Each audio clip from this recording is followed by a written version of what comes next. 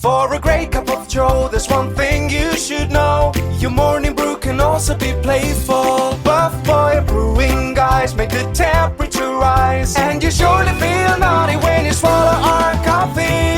If you want some real heat, give your mouth a fine treat. You will want some more, rest assured. Buff Boy Brewing, you can't get enough of. It's time for The Scribble, your weekly fix of celebrity chats, bizarre stories in the news, and basic random chatter with best-selling author and syndicated radio host Jeremy Bradley.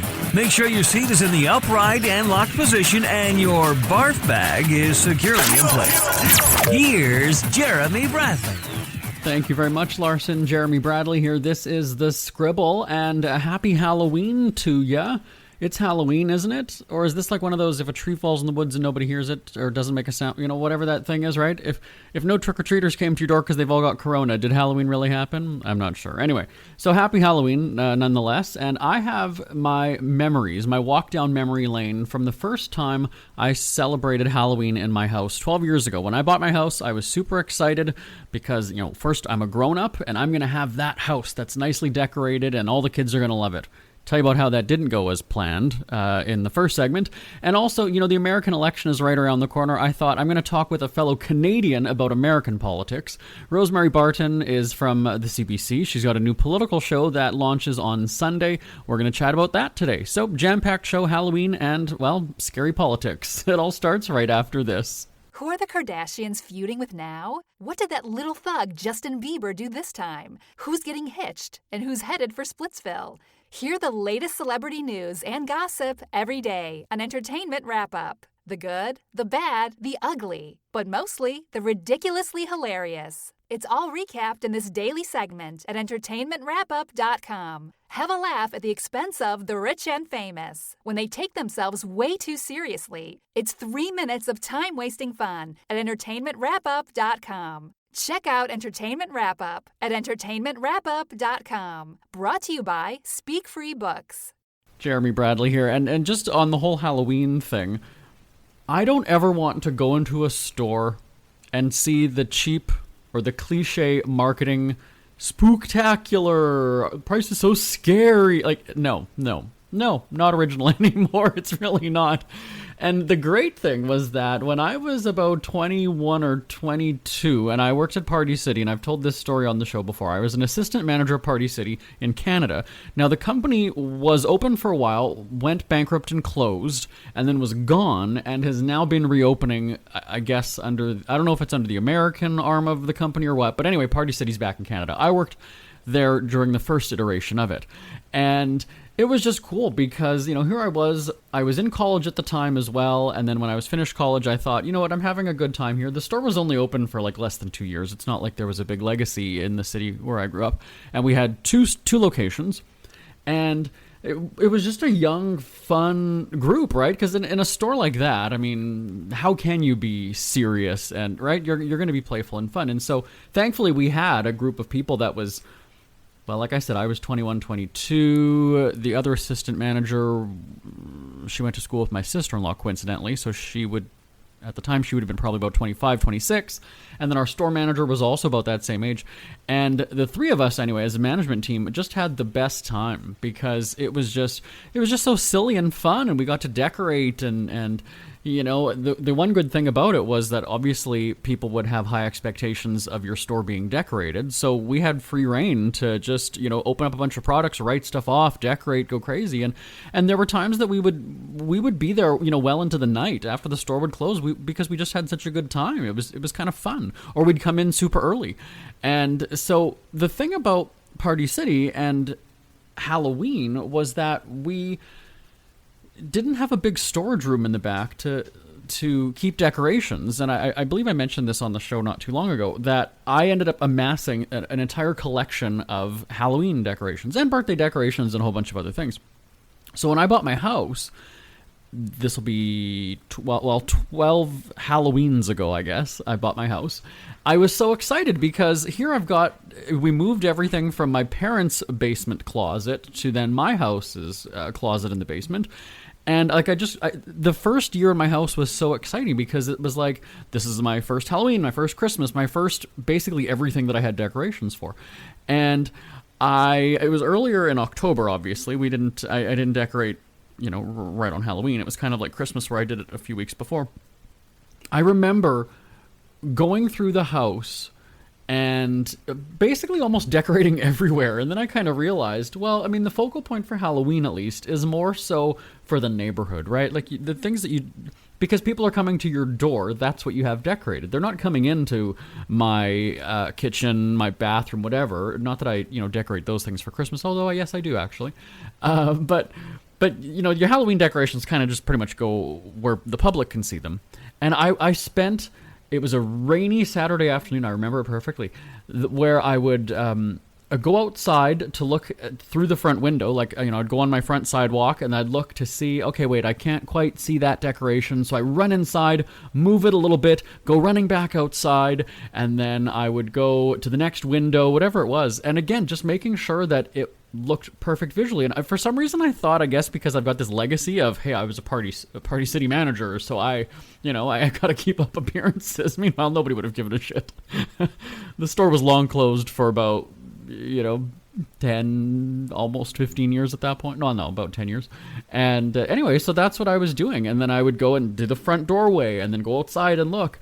And again, I had the coolest decorations because we didn't just have cheap. This wasn't dollar store stuff that the store had, right? This was kind of the place to go before stores kind of started carrying all these different party supplies. And so I had, decoration, a standing flame lamp in the corner of my living room that we'd sold for $200. Like, these were some pretty pricey decorations. And I even there was a fog machine that I had in the front doorway, like in the crack of the door, so that when it would open, I would press the button behind the door and then the fog would blow out. Like, it was, I had really, really planned this. Now, again, I wasn't one of those people, though, that had the front yard with all those giant inflatables and the flashing lights, whatever. I kind of really just did the inside of the house. And yeah, I took great pride in doing it. And so that year, I was very excited, and my mom was always one of those people who would keep a tally of how many kids came. And so at the front door, and I also had a puppy at the time, and so I had little devil horns for him. But at the front door, I had a little table, and then the big bowl of the whatever Kit Kat or whatever the chocolate was that I had, and my little notepad and my pen to keep track of everybody. And I was trying to remember, and I ended up talking to my parents, and I said, like, what time do the kids come? Because and again, as a kid, when you're going out trick-or-treating, I don't remember what time we went out. I just remember coming home from school and saying, okay, let's go. And my mom said, well, people start coming at about 6:30, maybe a little bit earlier, right, when it's still a little bit brighter out. And so I'm waiting, and I'm kind of pacing through the house. Like, I was really excited, and I don't know why. I guess I was maybe just excited for the kids to see it. And I don't even care for kids either. That's the thing. And then I'm sitting on the couch kind of looking out the front window because nobody's coming. And now it's going on, let's say 6:30, 7 o'clock. And I'm sitting there going like, I can even see kids walking by. I mean, it's not like you wouldn't. My front light is on outside. You can see that there's like lights and stuff in the window. It would stand to reason that, hey, this house probably has candy. And then my brother's like, well, were you like looking like a creepy man in your window, like watching for kids to come? And I said, well, no, I wasn't doing it exactly like that. And then my dad had called and said, oh, so how many kids have you had, whatever? And I said, well, none at that point. Like, I still had none. And my mom at the time was a teacher, and so she said, like, there's an elementary school, like, just down the street from you. Like, you'd think of all, streets of streets to have kids, it's the one with the elementary school. That means that there's, kids in the area. And it was so devastating because, leading up to Halloween, right, I had this fear that I wouldn't have enough candy for everybody. So what I mean is that there would be a group of 4 kids, and I would only have enough candy for 2. And then I was in a panic. I was like, all right, do I give like then $5 to the next one? Like, what do I have a stash of cash on the side in case? And I'm like, here, take my puppy. Like, I didn't know what to do, but that was my big fear. And now in hindsight, I had way too much. Obviously, I had gone to Costco and got, these big boxes of individual like chocolate things. And it just devastated me. Like I remember being so upset after. Because, and again, it's not like I was expecting, floods of people, because it's like, oh my God, this house is so nice and we've got to go see. No. But I guess because I was sort of doing it for the kids and I wanted, the kids to like it and to come and see me for candy or whatever. And yeah, in the end, now I don't remember the number, but I would say that it was less than 20. Like it wasn't a lot of kids. Yeah, not even 24. Somewhere between 10 and 20, I would say, came. And it really disappointed me. And so what happened then the next year was I still had decorated because, I just kind of thought, I don't want to be that curmudgeon because, again, I remember as a kid, you knew that the people were home, right? They didn't have any lights on, but you could tell the TV was on. And so you wanted to be a little asshole, and so you went to their door anyway because you knew they were home and they just didn't bother coming to the door. In hindsight, you're wasting your time. Move on, right? Go to the ones where you can score some candy. And I didn't want to be that. Like there was this feeling of guilt that it's like, well, I know that I'm home. How many years did I? And my house isn't too far from where I grew up, so it's kind of like I would feel like I was doing the kids in the neighborhood a disservice. But anyway, so my friend had come over, and he was actually the one that I'd gone to Costco with to get the big box of chocolate the year before. And I said, well, here's the deal. Let's make this a drinking game because, if barely anybody's going to come, let's just eat chocolate and drink our faces off. And so we had vodka for sure, because that was my favorite at the time, and I don't remember what he probably had, like whiskey or rum or something. And then we just kind of made it a drinking game that for every boy we would do a shot of the vodka, or for every girl he would do a shot of the rum, or just whatever it was, and we kind of just made it a drinking game like that. Well, here's the deal, is that there were significantly more kids that came that year, so we ended up drinking quite a bit. But the problem was that, again, I had the fog machine in the doorway, that the wind, when I would open the front door, the wind, I guess, kind of just blew the fog back into the house. Well, that triggered the smoke alarm.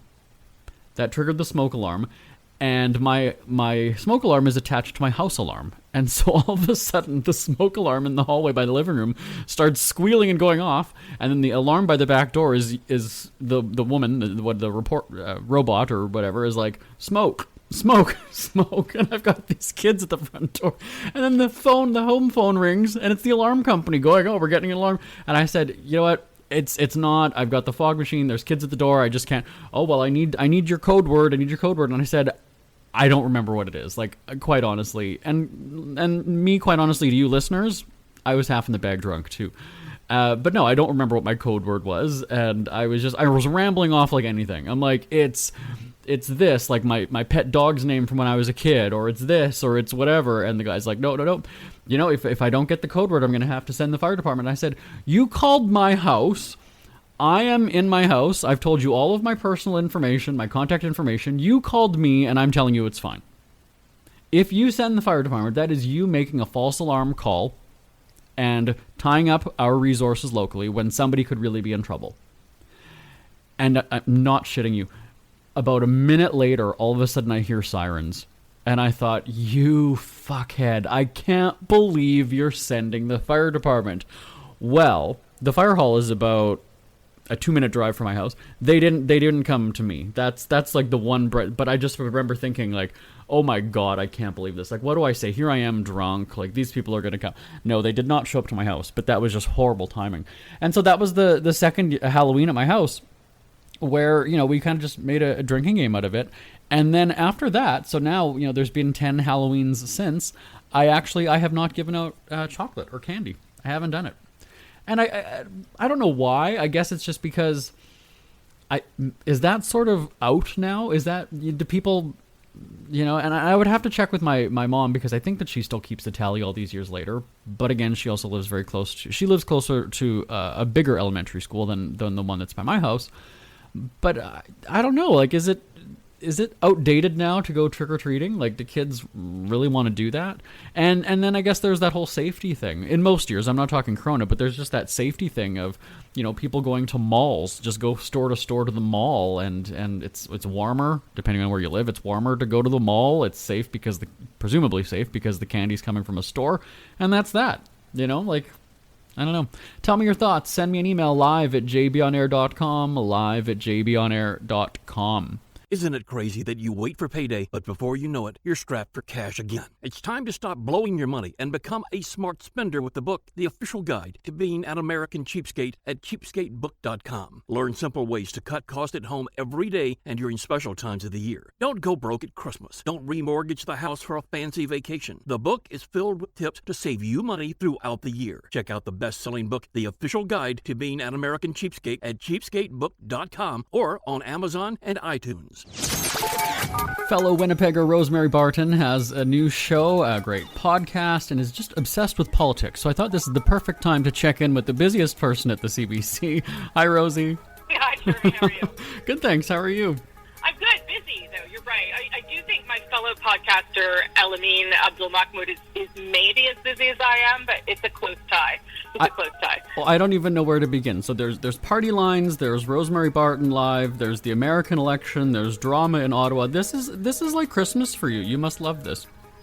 Yeah, I mean, listen, I like being busy. I like finding out new things. I like talking to people. So this time has been very intense. I think for all Canadians, since March, since the pandemic really began in earnest, it's been an intense period of time. The difference, I would say, for journalists is that there's no days off. There's no. I don't. Some of my colleagues work from home. I don't. I'm in the office every day, and it's just sort of a relentless news cycle, whether it be the pandemic and public health policy or just politics, as you said. And we saw that when this whole... Actually, we still see it today, flipping from one city to the next, getting updates. I mean, the premiers are giving updates every day, and then you had Trudeau coming up. I mean, from a news perspective, how do you guys decide when to, cut in and away and go to the next one? Yeah, I mean, at the beginning, the Prime Minister just started to do these updates every day at 11 a.m., so that sort of became essential listening for a lot of Canadians. When we did the first one, we just, did it because we knew it was going to be important. We didn't know that it was basically going to turn into a show for 4 months.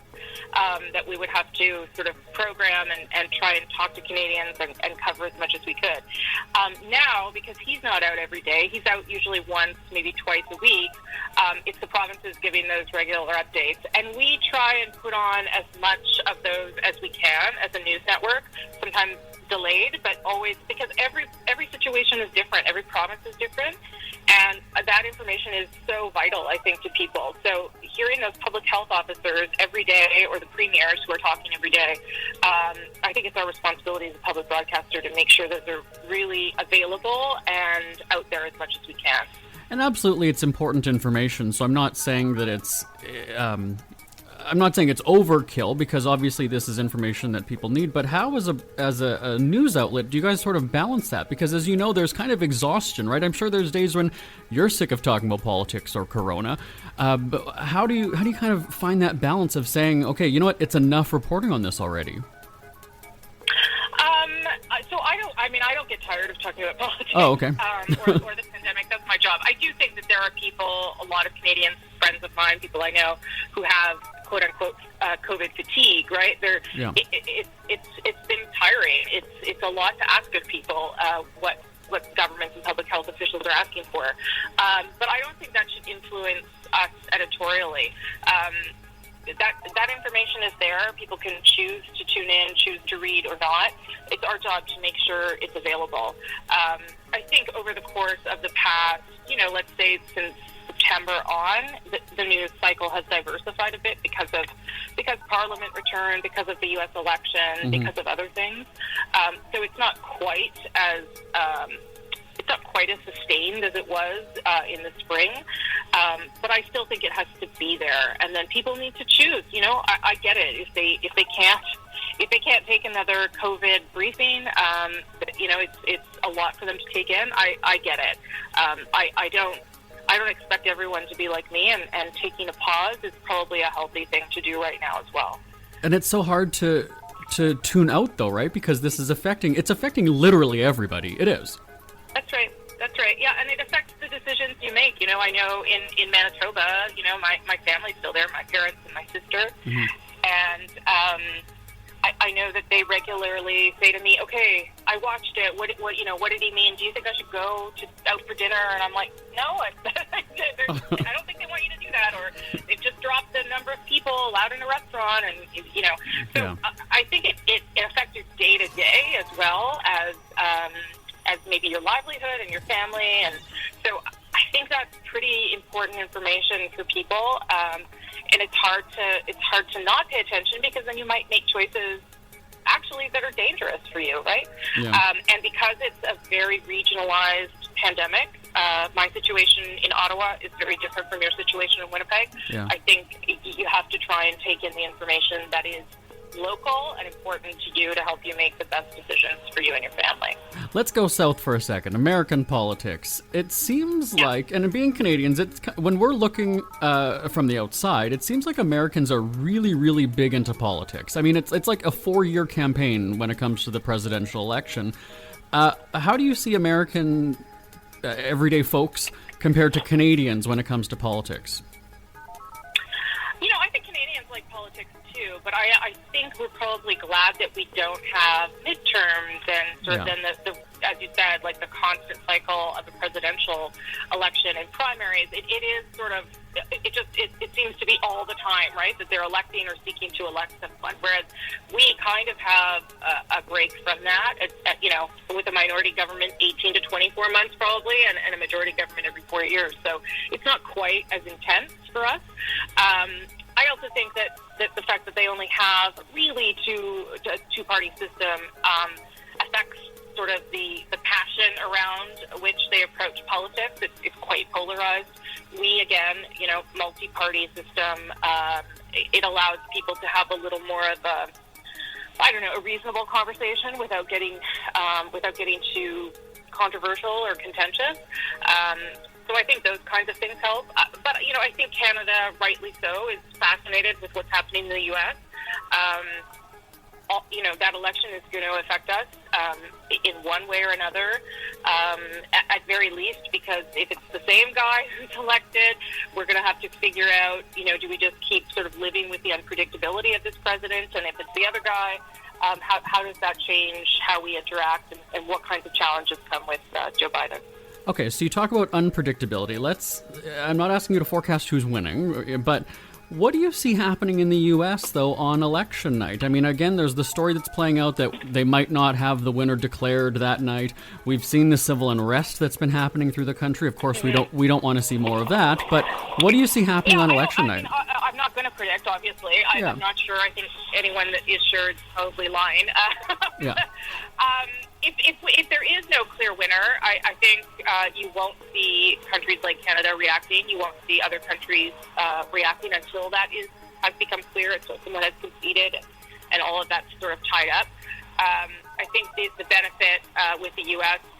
Political system is there is a transition period built in. So, you may win the presidency, but you don't take office until January. So there's a bit of a lame duck session where if things have to be sorted out, then they'll be sorted out.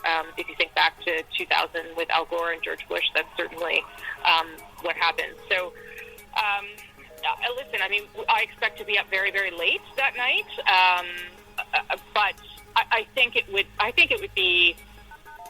be good if it was clear that night. But if it's not, then we'll all just have to adjust to that. Do you remember where you were that night when they didn't call the election? Or I guess they called it and then didn't call it in the States. I remember sitting on my bed because I was obsessed with news. I was a Cree-commer at Red River. No, in 2000, no. I will admit I do not, because I would have been a young journalist at that point. So I don't distinctly remember that unfolding. But I do remember 4 years ago when, I think it's fair to say a lot of people were taken by surprise that Donald Trump won. And right. I remember feeling that and thinking, oh, okay, so this is going to be different than what we had thought. And that's why I won't make any guesses about how things are going to unfold, because, democracy can surprise you sometimes, and that's okay. So is this all stuff you're going to be talking about on Rosemary Barton Live, I should find out?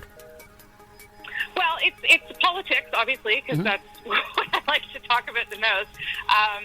but it's a Sunday show. It's live. It's once a week, which is different from Power and Politics, which is so good at keeping up on the day-to-day. And we'll talk about the American election, certainly, because we'll be just 2 days away from it on the day we launch. We'll talk about some of the Canadian stories that are most relevant to all of us right now, like COVID. But the other thing we're going to do as a show is try and bring in some voices of Canadians, actual people who are struggling, have questions, feel frustrated by government decisions, or are doing something, to try and change things themselves. That's sort of the goal, is to bring a little bit of humanity back into the political conversation. And before you ask, yes, I'll be a guest, okay? I mean...